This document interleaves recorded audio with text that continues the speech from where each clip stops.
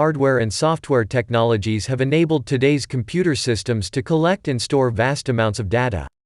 Scientific and commercial data are most often automatically recorded via sensors and monitoring systems, resulting in datasets comprised of millions of objects.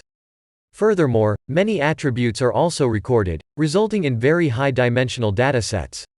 Finally, new applications areas such as biochemical pathways, gene and protein functions, and web documents, to name a few, produce data with inherent structure that cannot simply be captured by numbers. In order to extract useful information from such large datasets, a first step is to be able to visualize their global structure and identify patterns, trends, and outliers.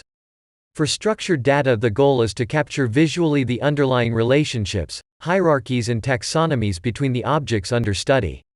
The basic idea of visual data exploration is to present the data in some visual form, allowing the human eye to gain insight from the representation, so that the user can draw conclusions and interact with the data in order to enhance her understanding. Visual data mining techniques have proven to be of high value in exploratory data analysis, as the increased research interest on the topic, and the number of new data visualization products attest. Visual data exploration is especially useful when little is known about the data, and the direct involvement of the user in the exploration process helps define and adjust the data mining goals. 3. In this paper, we focus on the visual exploration of unstructured and structured data through their graph representations. More specifically, we show how the commonly objects by attributes datasets encountered in statistics can be represented by graphs and ways to visualize the resulting graph structures. Special attention is paid to categorical data. We also provide examples of visualizing structured data, for which graphs represent a natural way for capturing their underlying structure. Multi-threading is today a mandatory software technology for taking full advantage of the capabilities of modern computing platforms of any kind, and a good understanding of the overall role and impact of threads, as well as the place they take in the computational landscape, is useful before embarking on a detailed discussion of this subject. We are all permanently running standalone applications in all kinds of computing devices: servers, laptops, smartphones, or multimedia devices. All the data processing devices available in our environment have a masterpiece of software, the operating system, OS, that controls and manages the device, running different applications at the user's demands. A standalone application corresponds to a process run by the operating system.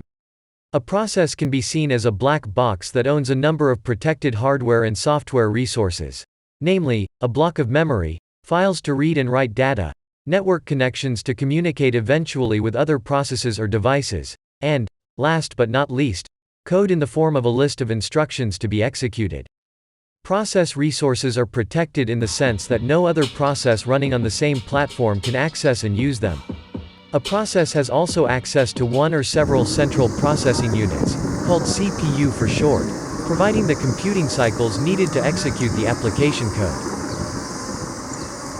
The most basic concepts we will be using is the notion of concurrency, which is about two or more activities happening at the same time.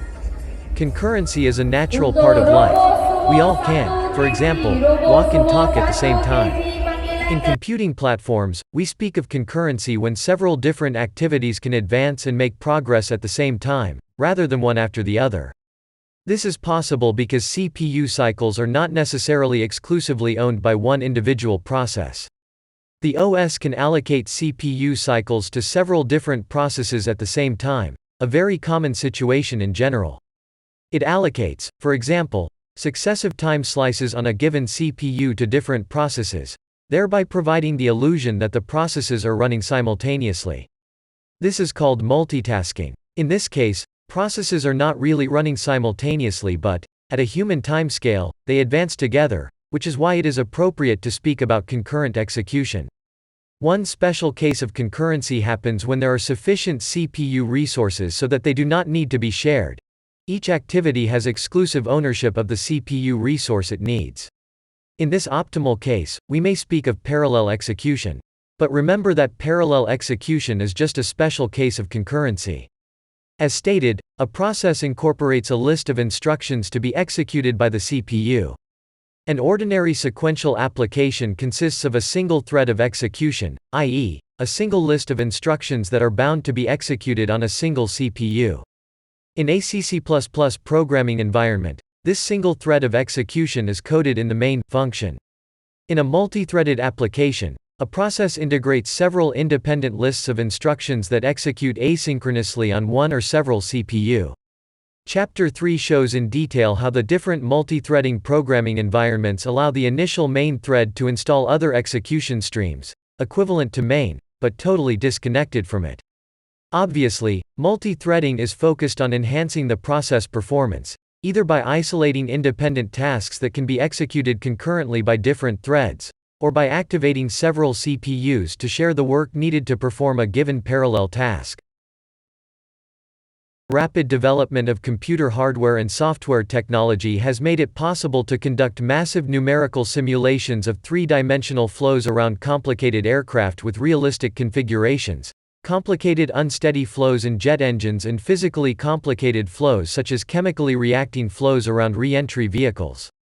It has also made it possible to conduct direct optimization of aerodynamic design, including structure or heat conduction analysis. However, various problems arise from the increased complexity in computer programs due to the adaptation to complex configurations, the parallel computation, and the multi-physics couplings. The parallel programming is one of the biggest problems, making the program more complicated. Moreover, the portability is sometimes lost due to the parallelization because many computer vendors supply their own language or compiler directives for parallelization. Although the programming has been accomplished by great efforts of a few researchers and engineers for each specific application area, it is actually inefficient not only for writing programs but also for the code validation and the accumulation of know-how among CFD researchers. In order to overcome the difficulty in such complicated programming and to accelerate the code development, some researchers have been trying to separate flow solver parts from parts which handle parallel procedures. DLR has developed a simulation program Trace-1 for turbomachinery flows since early 1990s. An object-oriented framework for parallel CFD using C++ has been proposed by OTA. 3. NAL started a pilot project UPACS, Unified Platform for Aerospace Computer Simulation, 4, in 1998. This project aims at development of common CFD codes that can be shared among CFD researchers and code developers. Moreover, UPACS is expected to make CFD researchers free from the parallel programming if they do not want to know details about parallelization. For object-oriented databases, any technology works better if there is an agreement on corresponding standards. Standards make it easier to use the technology and strongly contribute to technology transfer from research labs to industry and to its final success. For example, because of a standard for electrical systems, different kinds of electrical equipment can be used in a plug-and-play manner in many countries all over the world. When you travel to another country, it is quite disappointing to find out that the local electrical system is not compatible, say, with your shaver. In OODBMSs, as well as in any other software technology, standards allow us to port applications across different OODBMS products. At this time, there is no single OODBMS standard accepted by all DBMS vendors, although several groups are working in this area. We consider three well-known standards that affect OODBMSs. Common Object Services, proposed by the Object Management Group, OMG, ODMG 3.0, proposed by the ODMG, SQL3, proposed by the ANSI X3H2 Group 7a. Object Management Group. Common Object Services. The OMG is a consortium of leading companies in the area of information technology, which is moving forward in establishing a standard architecture for distributed object systems, Common Object Request Broker Architecture, CORBA. The OMG specifies a core object model that includes a small number of basic concepts such as objects, operations, types, and subtyping. A specific application domain can provide extensions of the core object model. The OMG also specifies a set of general-purpose common object services, which are fundamental for developing CORBA-based applications. It includes Persistent State Service, PSS, formerly Persistent Object Service, which provides a uniform interface to manipulate persistent objects. The main task of the OMG PSS is restoring objects on different persistent storages. The implementation details of the storage media, i.e., data format, should not influence the client application. That is, the implementation of the storage should be transparent for the client. PSS can also cooperate with other OMG services such as transaction, concurrency, etc. 7b. Object Database Management Group. The ODMG includes OODBMS vendors whose primary goal is to achieve source code portability for OODB applications across database systems. Since ODMG members represent a major part of the current ODBMS industry, they want their proposal to be a de facto standard. The first ODMG specification was released in 1993.